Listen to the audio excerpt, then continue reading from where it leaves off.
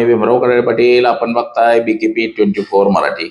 आज नवीन दिवस, नवीन विषय, नवीन दिवसाची नवीन अशी चर्चा. आज चर्चा घेऊन आलोय म्हणजे बघा, देशामध्ये नवीन एका पार्टीचा उदय झालाय आणि त्या पार्टीनं जवळपास 5 मिलियन इंस्टाग्रामवरती फॉलो मिळालेले त्या पार्टीला, आणि त्यांना पार्टीला सदस्य सुद्धा मोठ्या प्रमाणामध्ये झालेले आहेत. 1 लाखाच्या वरती सदस्य 2 दिवसामध्ये जोडले गेले होते. असंच काहीच या पार्टीमध्ये काम करण्यासाठी सुद्धा अनेक लोक इच्छुक आहेत. म्हणजे अगदी सांसद म्हणजे खासदार आमदारांनी सुद्धा आपली इच्छा प्रकट केली की या पार्टीमध्ये आपल्याला काम करता येईल. सोशल मीडियाचा जमाना आहे आणि सोशल मीडियावरती या कॉक्रोच जनता पार्टीनं धुमाकूळ घातलेला आहे.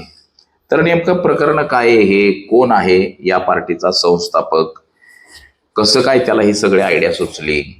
सुप्रीम कोर्टाचे CJI जे सूर्यकांत आहेत यांनी तरुणांबद्दल आक्षेपकार्य वक्तव्य केलं. इतर कोणी जर केलं असतं तर त्याच्यावरती गुन्हे दाखल केले असते. तर याच्यातूनच हा सगळा प्रकार सुरू झाला. याच विषयाची आज चर्चा घेऊन आलो. तर चला, सर्वप्रथम आपण जर चॅनल सबस्क्राईब केला नसेल तर चॅनल सबस्क्राईब करावा ही सर्वांना विनंती. आणि चला चर्चेला सुरुवात करूया. देशभर नवीन पार्टीनं मात्र सोशल मीडियावरती धुमाकूळ घातलेला आहे.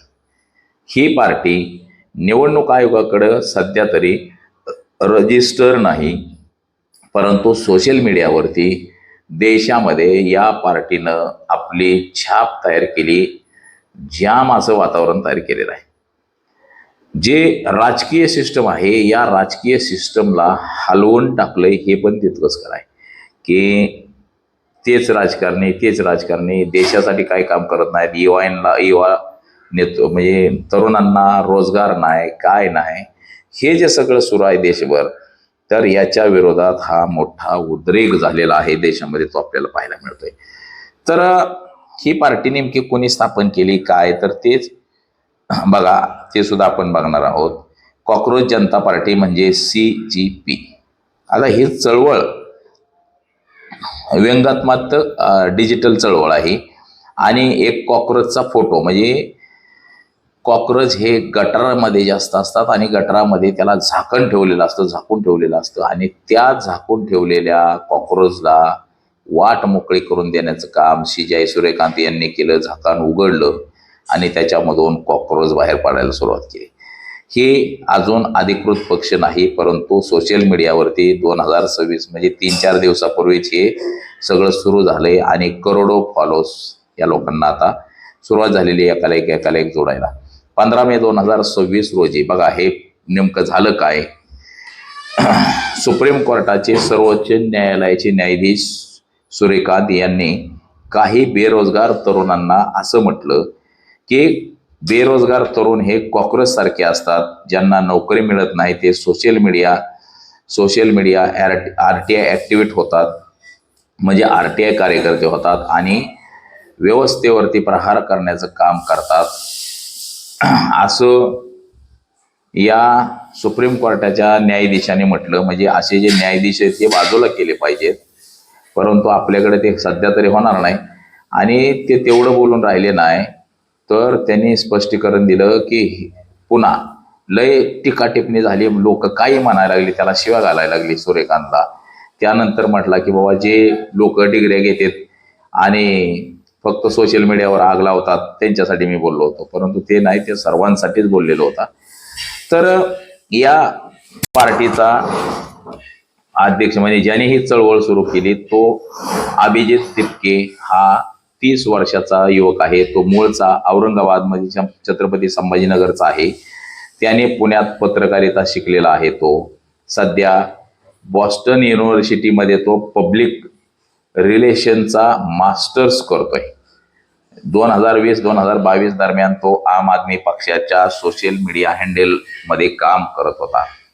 16 मे 2026 रोजी त्यांनी Xवर एक पोस्ट टाकली आणि जे CJI सूर्यकांत जे म्हणले होते कॉक्रोच, त्यांनी कॉक्रोचांसाठी एक प्लॅटफॉर्म तयार केला, लॉन्च करण्याचं ठरवलं आणि त्याने Google वरून सदस्य नोंदणीला सुद्धा सुरुवात केली. आता त्याने नाव हे कॉक्रोच का घेतलं? तरुणांना कॉक्रोच असं म्हणून सूर्यकांत यांनी जो अपमान केला, सीजाय सूर्यकांत यांनी, ज्या सिस्टममुळं म्हणजे बेरोजगार तरुण सगळा दुर्लक्षित झालाय, बेरोजगार झालाय, परीक्षामध्ये घोटाळा आणि त्रस्त आहे, ह्या सगळ्या गोष्टींना त्रस्त आहे, नोकरी नाही, काय नाही काय नाही काय नाही. तर ह्याच्यामुळं कॉक्रोच, जे सुप्रीम कोर्ट म्हणलं ते नाव घेतलं कॉक्रोच म्हणून, आणि त्यानंतर त्याने बाबा टॅगलाईन ठेवल्या, वेगवेगळ्या प्रकारच्या टॅगलाईन ठेवल्या आणि सोशल मीडियावरती नुसता धुमाकूळ. आता त्याच्या प्रमुख मागण्या ज्या काय आहेत त्यांनी त्या सोशल मीडियावरती सुद्धा सांगितल्यात आणि त्यांचं मत सुद्धा आहे की निवृत्तीनंतर कोणताही न्यायाधीश, मुख्य न्यायाधीश राज्यसभा सदस्यत्व घेऊ शकत नाही. आता हे काय करतात, राज्यसभा सदस्य किंवा राज्यपाल बनवतील म्हणून हे सरकारच्या बाजूने निर्णय सध्या द्यायला धडाका सुरुवात झालेली आहे.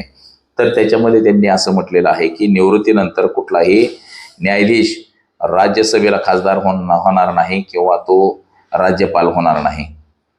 पुन्हा दुसरं असं म्हटलंय, वैध मत रद्द केल्यास मुख्य निवडणूक आयोगावर UAPA कायद्याअंतर्गत कारवाई करण्यात येईल. म्हणजे जे मतदान रद्द केले आता लोकांचं, त्याच्यावरती सुद्धा असं म्हटलेलं आहे. दुसरं, संसद आणि मंत्रिमंडळात महिलांना 50% आरक्षण दिलं जाईल असंही सांगितलेलं आहे. त्याचबरोबर अदानी अंबानी यांच्या मालकीचे जे सोशल मीडिया आहेत, या सोशल मीडियांचं लायसन रद्द केलं जाईल आणि ते चांगलं चालवणाऱ्याला दिलं जाईल. त्यानंतर असंही म्हटलंय पाचवं की पक्षांतर करणाऱ्या आमदार खासदारांना 20 वर्ष निवडणूक लढवण्यावरती बंदी, असं सुद्धा त्यांनी सांगितलेलं आहे. त्याचबरोबर नीट पेपर लीक, CBSEची रिचेकिंग फी यावरही आवाज उठवला जाईल. तसंच सदस्य होण्यासाठी ह्याच्यामध्ये पात्रता, बेरोजगार असणं गरजेचं आहे, आळशी असणं गरजेचं आहे, दिवसातले 11 तास ऑनलाईन असणं गरजेचं आहे, प्रोफेशनल रॅट करण्याची क्षमता असली पाहिजे, असं सुद्धा त्यांनी म्हटलेलं आहे. त्याचबरोबर आता हे किती पसरलंय बघा, 4 दिवसामध्ये हे 10 मिलियनपर्यंत जाऊन पोचलेलं आहे. तर यांची सदस्य संख्या सुद्धा 2.5 लाखाच्या पुढे गेलेली आहे. आता इंस्टाग्रामवरती मोठ्या प्रमाणामध्ये पसरलेलं आहे आणि अनेक लोक ह्याला फॉलो करतायत.